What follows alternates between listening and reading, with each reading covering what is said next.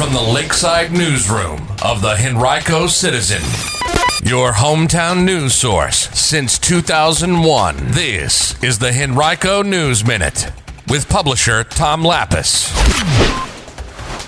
Changes coming for one Eastern Henrico corridor and new direct air service coming from Richmond to a popular Southeastern city. We'll tell you about it in today's Henrico News Minute. It's Thursday, December 8th, 2022. It's brought to you today by the law firm of Barnes & Deal.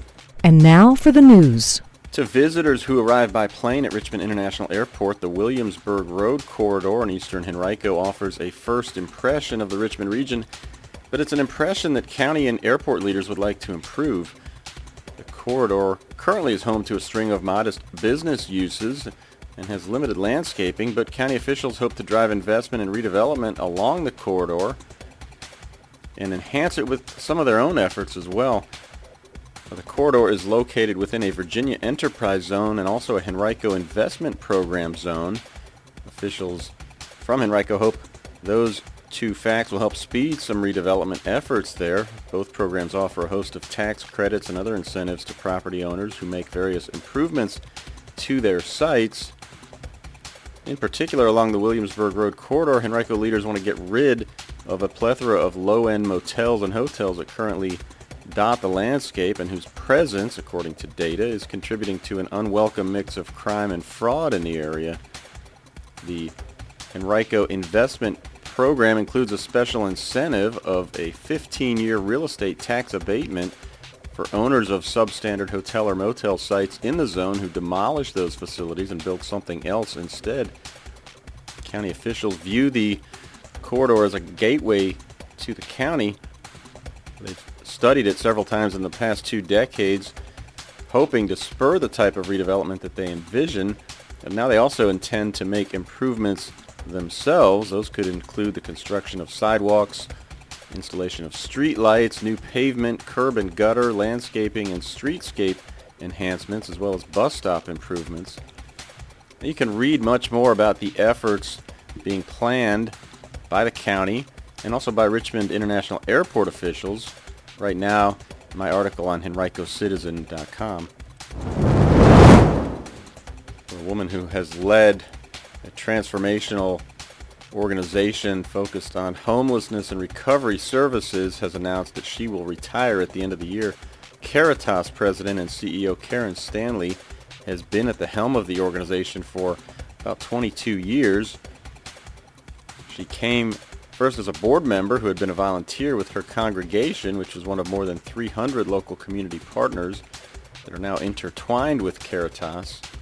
After becoming executive director of the group in 2000, she led its evolution, growing it to become the largest homeless and recovery services organization in the region. Caritas will hold an open house in her honor December 13th from 10 a.m. to noon at its location at 2220 Stockton Street in Richmond. Henrico police yesterday confirmed the 5th known case of rabies in the county this year. It was detected in a raccoon found in Sandston last week, which tested positive recently. A dog in the 100 block of 7 Pines Avenue had cornered the raccoon under a back deck, prompting a call to police. Police encourage you to report any abnormal wildlife behavior and always report possible rabies exposure by calling them at 501-5000. Breeze Airways yesterday announced that it is restoring service from Richmond International Airport to Jacksonville, Florida, beginning in May. Service will run Thursday, Friday, Sunday, and Monday beginning May 18th. Breeze currently serves 8 destinations from Richmond. And also yesterday, for a few hours, it appeared the airline was adding service to Raleigh-Durham, but it later corrected that announcement and said no such service actually is planned.